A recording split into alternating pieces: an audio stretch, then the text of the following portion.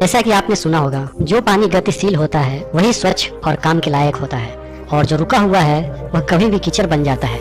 इसलिए हमेशा गतिशील रहें। इसी बात को समझाने के लिए भगवान बुद्ध और एक दुखी गरीब व्यक्ति का मैं आपको कहानी बताने जा रहा हूँ। एक बार गौतम बुद्ध एक गांव में धर्म सभा को संबोधित कर रहे थे। लोग अपनी परेशानियों को लेकर उनके पास जाते और उनका हल लेकर खुशी खुशी वहाँ से लौटते। उसी गांव में सड़क के किनारे एक गरीब व्यक्ति बैठा रहता और धर्म सभा में जाने वाले लोगों को ध्यान से देखता।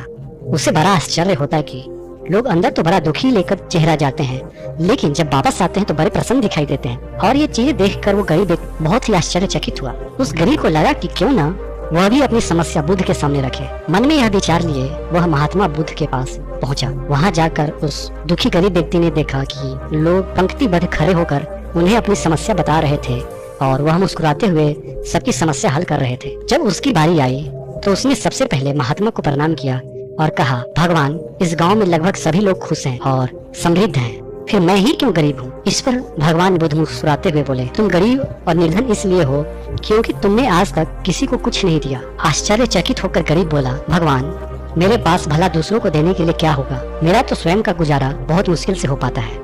लोगों से भीख मांगकर मैं अपना पेट भरता हूँ। इस पर भगवान कुछ देर शांत रहे और फिर बोले, तुम बड़े अज्ञानी हो। औरों को बांटने के लिए ईश्वर ने तुम्हें बहुत कुछ दिया है, मुस्कुराहट दी है जिससे तुम लोगों में आशा का संचार कर सकते हो, मुंह से दो मीठे शब्द बोल सकते हो, दोनों हाथ से लोगों की मदद कर सकते हो। ईश्वर ने जिसको यह तीन चीजें दी है वह कभी गरीब और निर्धन नहीं हो सकता। निर्धनता का विचार आदमी के मन में होता है और यह तो एक भ्रम है, इसे निकाल दो। यह सुन उस आदमी का चेहरा चमक उठा। तो इस कहानी से आप समझ गए होंगे कि दुखी और गरीब होना एक भ्रम है, ना कि वास्तविकता।